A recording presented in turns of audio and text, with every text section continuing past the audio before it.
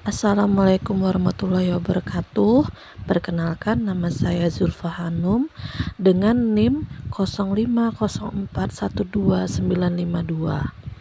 Saya mahasiswa Universitas Terbuka semester 5 dengan program studi Pendidikan Ekonomi dan UPBJJ Samarinda, Kalimantan Timur. Di sini saya akan mempresentasikan hasil tugas 2 saya pada mata kuliah Inovasi Pembelajaran. Desain kelas daring.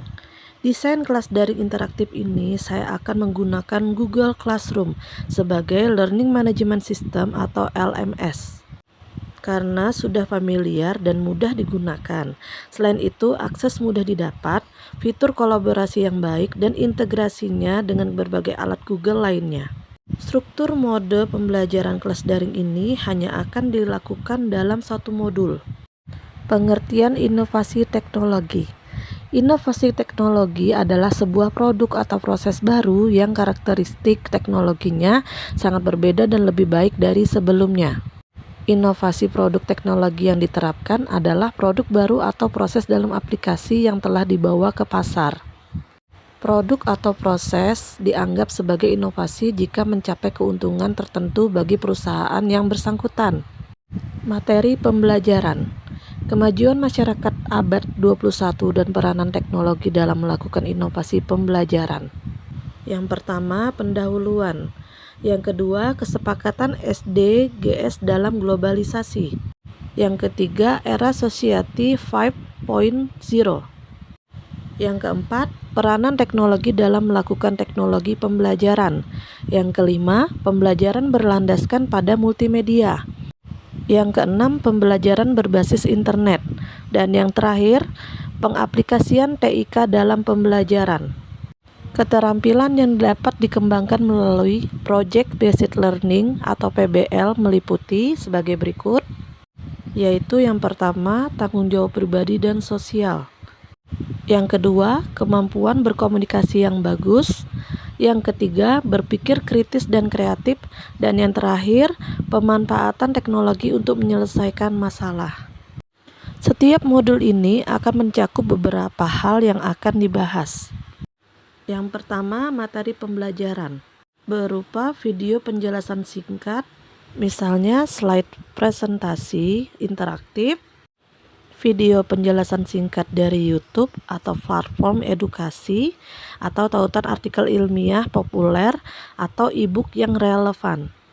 Yang kedua, forum diskusi berupa pertanyaan pemicu diskusi untuk mendorong pemahaman konseptual aplikasi. Yang ketiga, aktivitas praktik berupa tugas observasi mandiri. Dan yang terakhir, kuis singkat berupa evaluasi mandiri untuk memeriksa pemahaman serta konsep kunci di akhir modul. Bentuk interaksi antar peserta didik dan pengajar. Yang pertama, melalui diskusi asinkron.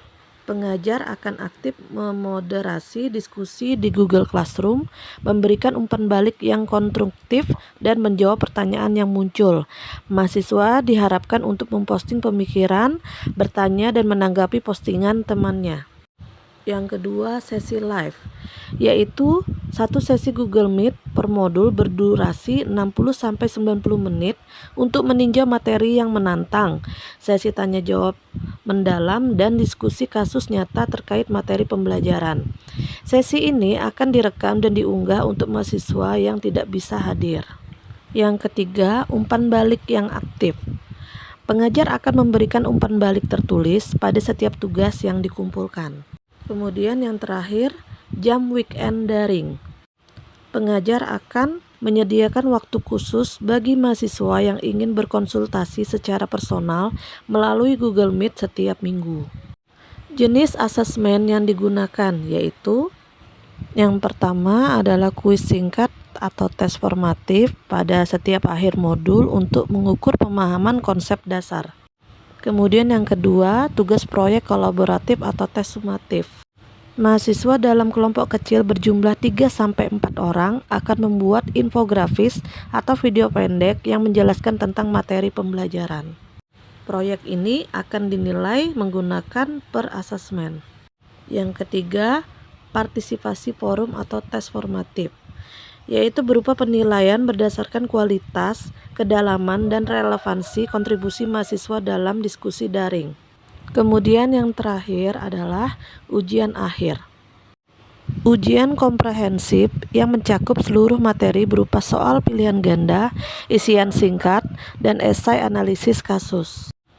Strategi untuk meningkatkan partisipasi peserta didik yaitu: yang pertama, tantangan kuis cepat. Pada setiap awal sesi live atau postingan di forum, memberikan pertanyaan singkat atau kuis interaktif untuk memicu diskusi dan keterlibatan aktif mahasiswa. Yang kedua, tugas berbasis kreasi konten. Tugas proyek kolaboratif mendorong mahasiswa untuk aktif menciptakan materi yang seringkali lebih menarik daripada hanya membaca atau menjawab soal. Dan yang terakhir, penggunaan OER yang menarik. Dengan memilih sumber daya yang tidak hanya informatif, tetapi juga visual dan interaktif untuk menjaga minat belajar. Open Educational Resource atau OER adalah buku teks yang menyediakan materi lengkap teknologi dengan ilustrasi berkualitas dan penjelasan yang mudah dipahami. Sumber yang sangat baik untuk pembelajaran mandiri. Integrasi prinsip perencanaan pembelajaran daring menurut Anderson dan McCormick 2025. Saya akan mengintegrasikan minimal 5 dari 10 prinsip, yaitu sebagai berikut. 1. Fokus pada hasil belajar. Setiap modul memiliki tujuan belajar yang jelas. Misalnya, mahasiswa dapat menjelaskan pemahaman materi pembelajaran dan semua asesmen termasuk proyek kolaboratif dan ujian yang dirancang untuk mengukur pencapaian tujuan tersebut. 2. Aktivitas berpusat pada peserta didik. Menekankan pada proyek kolaboratif, forum diskusi yang dipandu, pertanyaan terbuka, dan per-asesmen, mendorong mahasiswa untuk menjadi pembelajar aktif dan berinteraksi langsung dengan materi. 3. Keterlibatan aktif. Melalui pembuatan konten, diskusi kasus, dan proses per-asesmen, mahasiswa didorong untuk tidak hanya menerima informasi, tetapi juga memproses dan menganalisis dan mengaplikasikannya. 4. Umpan balik berkelanjutan. Pengajar akan memberikan umpan balik yang reguler pada partisipasi forum dan tugas individu.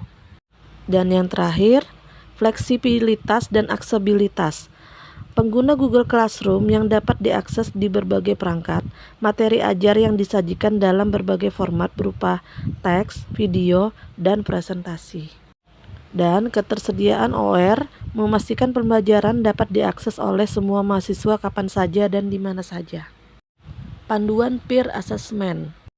Peer assessment dilakukan pada tugas proyek kolaboratif dalam bentuk infografis atau video atau peta konsep.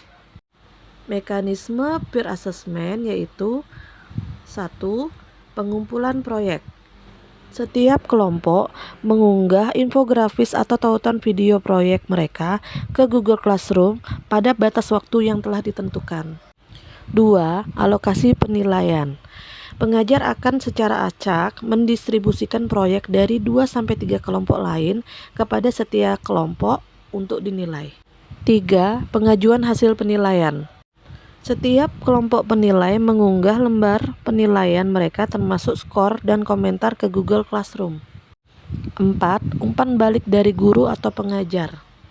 Pengajar akan meninjau penilaian yang diberikan oleh kelompok mahasiswa dan memberikan umpan balik akhir, baik untuk di proyek maupun untuk kualitas asesmen yang diberikan. Dan yang terakhir, yang kelima, proses penilaian. Setiap kelompok penilai akan menganalisis proyek rekan mereka menggunakan rubrik penilaian yang disediakan. Selain memberikan skor, mereka juga wajib memberikan komentar reflektif yang komprehensif. Komentar harus mencakup pujian spesifik, area peningkatan, saran konstruktif, dan pertanyaan klarifikasi. Demikian saya akhiri, kurang lebihnya saya mohon maaf. Terima kasih. Wassalamualaikum warahmatullahi wabarakatuh.